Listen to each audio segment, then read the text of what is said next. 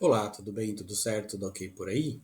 O que são os livros apócrifos? Você já ouviu falar em livros apócrifos? Pois bem, vamos tentar entender um pouquinho o que são esses livros. Bem, ao contrário do que a maioria das pessoas pensa, a Bíblia não foi um livro escrito de uma forma única. É um conjunto, uma compilação de livros. Os livros listados na Bíblia são sempre livros com teor teológico escritos por autores diversos, mais ou menos 40 autores, em média 1500 anos de diferença do primeiro para o último. Então, esses diversos autores que a igreja revisou e ratificou como canônicos alguns dos livros desses autores. Ou seja, tudo que está escrito neste livro está certo, é o que a igreja diz. E foi divinamente inspirado e nos quais a igreja baseia todos os seus dogmas e crenças. Toda crença cristã tem que se basear em algo escrito em um dos livros canônicos e é necessário haver um fundamento bíblico. Os livros que estão listados na Bíblia são chamados de canônicos, já os livros que não foram ratificados e não estão na Bíblia, e por isso não são catalogados na Bíblia, são chamados de apócrifos ou pseudocanônicos. O livro apócrifo pode não ter sido colocado na Bíblia por diversos motivos, como, por exemplo, o autor não foi considerado divinamente inspirado, ou alguma coisa escrita nela gera dúvida, ou contradiz o que já foi dito por algum livro já considerado canônico. Se houver uma contradição entre os dois livros, os dois não podem ser canônicos. Os dois não podem estar certos e divinamente inspirados, só pode um. Um exemplo é o primeiro livro de Enoque, rejeitado principalmente por causa da interpretação a respeito dos nefilins e dos filhos de Deus, que nós podemos falar em outro momento, que vai contra a interpretação considerada canônica e contrária a que foi dito por Cristo em passagens como Marcos capítulo 12, versículo 35. Alguns apócrifos são livros muito recentes e, portanto, a igreja preferiu não listá-los na Bíblia, embora não tenha achado nenhum erro neles e reconheça como divinamente inspirados. A igreja evita ratificar livros datados como escritos depois do século II depois de Cristo. Quando a igreja já está montando a Bíblia e canonizando os livros que estariam nela, a igreja só ratifica livros escritos antes disso, por diversas razões, inclusive razões com base bíblica. A igreja evita atualizar a lista e adicionar livros novos à Bíblia, e como o cânone bíblico já estava praticamente montado no século III, livros escritos a partir do século III não entram no cânone. Simples assim. Um exemplo é a Caverna dos Tesouros, um apócrifo atualmente datado como do século IV, no qual, em sua introdução, o autor identifica-se como sendo supostamente São Efrem da Síria, um dos pais da igreja e reconhecido pelo Vaticano como doutor da igreja. Ou seja, a igreja católica reconhece que o cara sabia o que estava falando e escrevendo. Apesar de que Efrem viveu no século IV, 2 séculos antes da data atribuída ao livro pelos especialistas, ou seja, o livro parece pseudo-epígrafo, embora não tenha sido achada nenhuma inconsistência visível e tradicionalmente considera-se como seu autor uma pessoa de respeito dentro da igreja. O livro não foi canonizado justamente porque é muito novo. Outra razão para um livro não ser canonizado é porque alguns apócrifos se perderam no tempo e por isso não eram reconhecidos na época em que a Bíblia começou a ser montada e a igreja não sabia que eles existiam. Eles não foram analisados na época, portanto, não tinham a chance de tentar entrar no cânone. A própria palavra apócrifo significa literalmente oculto, secreto. Alguns apócrifos seriam encontrados posteriormente, mas já era tarde demais. A Bíblia já estava montada e, como já falei, a igreja tem uma política de não atualizar a lista dos cânone bíblico. Quem já entrou no cânone está dentro e quem não entrou não entra mais mesmo, sendo da época do século II, antes do século II.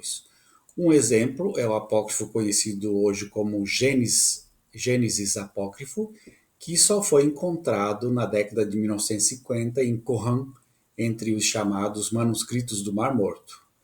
Embora um livro apócrifo não seja considerado canônico, a Igreja não proíbe a sua leitura por parte dos fiéis e autoriza o seu uso para fins de estudo teológico.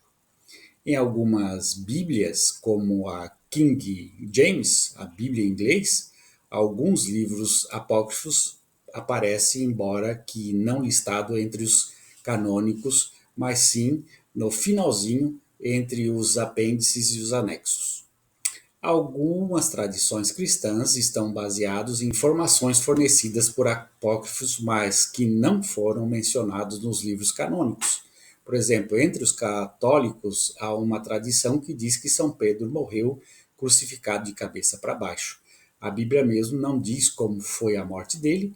Tal informação foi fornecida por um apócrifo chamado Atos de Pedro. Já a morte de São Paulo por decapitação, a mandato do imperador, o imperador mandou matar Paulo, o imperador Nero em 64 d.C., é mencionada num outro apócrifo chamado Atos de Paulo. Mas é interessante lembrar que, assim como há várias igrejas cristãs, cada uma com as próprias crenças e dogmas, também há diversas versões da Bíblia com uma quantidade diferente de livros listados. Cada denominação cristã tem o próprio cânone. Assim, há livros que numa igreja são considerados canônicos e numa outra igreja não são considerados canônicos. Por exemplo, o livro de Tobias é canônico para os católicos e ortodoxos, mas apócrifos para os evangélicos. Ou seja, se você pegar uma Bíblia católica ou uma ortodoxa, você vai ler lá no índice um livro chamado Tobias. Mas se você pegar a Bíblia evangélica, você vai morrer procurando e nunca vai achar este livro, porque não está lá. Martinho Lutero resolveu tirar fora. Já, por exemplo, o terceiro livro de Macabeus é canônico na Igreja Ortodoxa, mas apócrifo na Igreja Católica e nas igrejas evangélicas. Por esse motivo, há dois tipos de livros canônicos, os protocanônico e os deuterocanônico. Os livros protocanônicos são os livros que são canônicos em todas as igrejas cristãs, das evangélicas à ortodoxa. São livros sem dúvida de canonicidade. Todos os cristãos concordam que eles são divinamente inspirados. Ao todo, há 66 livros protocanônicos. Já os deuterocanônicos são os livros que são canônicos em algumas denominações, mas apócrifos noutras. Ou seja, não há consenso na canonicidade desses livros. A igreja com a maior Bíblia é a igreja ortodoxa da Antioquia, ou Antioquia e Eritreia, cujo cânone contém 81 livros, sendo 66 protocanônicos, mais 15 deuterocanônicos. Já as Bíblias evangélicas são as mais curtas, têm apenas os 66 livros protocanônicos. Não há deuterocanônicos na Bíblia protestante. Já a Bíblia católica conta com 73 livros, que são os protocanônicos mais 7 deuterocanônicos. No caso, os deuterocanônicos listados na Bíblia católica, e que, portanto, não existem nas Bíblias evangélicas, portanto, os livros que não existem nas Bíblias evangélicas são Tobias, Judite, 1 Macabeus, 2 Macabeus, Sabedoria, Eclesiástico e Baruque. Além disso, a Bíblia Católica também tem algumas adições nos livros protocanônicos de Esther e Daniel. As adições que aparecem nas versões desses livros existentes na Septuaginta, versão em grego do Novo Testamento da Bíblia, e na Vulgata, versão do latim na Bíblia, mas não constam na versão listada no Tanakh, versão original em aramaico e hebraico do Velho Testamento. Além disso, a Bíblia Católica também tem algumas adições nos livros protocanônicos de Esther e Daniel. Adições que aparecem nas versões desses livros existentes na Septuaginta, a versão em grego do Velho Testamento da Bíblia, e na Vulgata, versão em latim da Bíblia, mas não constam na versão listada na Tanakh, versão original em aramaico e hebraico do Velho Testamento. Já os deuterocanônicos da maioria das igrejas ortodoxas são os mesmos 7 da Igreja Católica, mais terceiro Esdras e quarto Esdras, e terceiro Macabeus, Odes e Epístola de Jeremias. Além disso, há também o Salmo 151, que aparece na versão dos Salmos usada na Septuaginta, mas que não consta na Tanakh. A versão protocanônica do Livro dos Salmos conta com 150 salmos, e é essa a versão usada na Tanakh, na Bíblia Católica, na Bíblia Evangélica, mas na Septuaginta e na Bíblia Ortodoxa aparece um salmo a mais, 151. Na Igreja Ortodoxa Síria, há 13 deuterocanônicos, que são os mesmos 12 reconhecidos pela maioria da ortodoxia, mais o segundo Baruque, também conhecido como Apocalipse Sírio de Baruque, na Igreja Ortodoxa da Geórgia. O segundo Baruque não é canônico, mas o quarto Macabeus é. Na Igreja Ortodoxa Etíope, são reconhecidos como canônicos o primeiro Enoque, aquele lá dos Nefilins, o segundo Enoque, o terceiro Enoque, Paralipomenos e Baruque, ou restante das palavras de Baruque. Quarto Baruque, ou Paraliponemos de Jeremias. Josipon, primeiro, segundo, terceiro Mequiabim, também chamado de primeiro, segundo e terceiro Macabeus etíope, porque consta uma versão etíope da história dos Macabeus. A Bíblia é dividida em duas partes, o Velho Testamento e o Novo Testamento. O Velho Testamento é um conjunto de livros de autoria judaica, enquanto que o Novo Testamento são livros de autoria cristã. Todos os livros do Novo Testamento são protocanônicos. Não existem deuterocanônicos no Novo Testamento em nenhuma igreja cristã. Todos os livros deuterocanônicos são do Antigo Testamento. Isso porque, ao montarem o Novo Testamento, as diferentes igrejas tomaram como base versões diferentes do cânone judaico. Por exemplo, o Velho Testamento da Bíblia Evangélica é mais curto porque tomou como base a Tanakh, que é como os judeus chamam seu livro sagrado. A Tanakh é a Bíblia dos judeus. Já os católicos e os ortodoxos montaram seu Velho Testamento usando como base a Septuaginta, que foi uma versão da Tanakh traduzida para o grego entre o século III e o século I a.C. Os tradutores da Septuaginta colocaram alguns livros a mais em relação à Tanakh original. Por isso, a Bíblia católica e as Bíblias ortodoxas têm mais livros no Antigo Testamento que a Bíblia evangélica.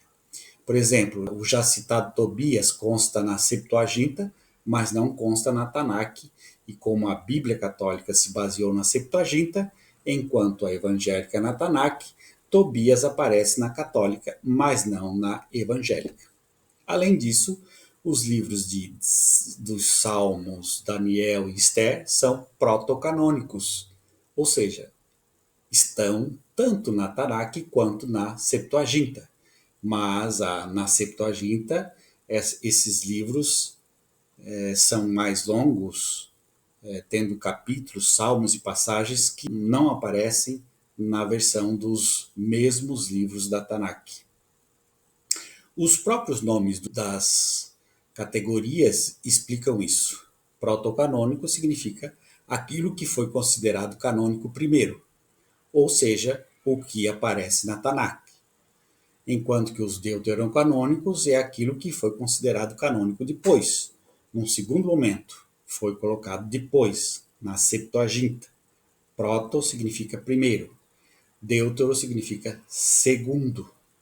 E é assim que se vai construindo a Escritura, a Bíblia, nesta confusão de quem é o livro canônico, se é ou não é canônico, e se é ou não é importante, se condiz com aquilo que a igreja quer que seja dito, e vai se escolhendo os livros. Então, esses livros são realmente inspirados ou são livros que foram escolhidos por um grupo de pessoas para que denominasse como canônicos, como protegidos, como inspirados. Nós podemos ver que existem livros muito mais antigos do que os textos canonizados e que não foram canonizados, são apócrifos, porque não se descobriu, não se sabia desses livros ainda.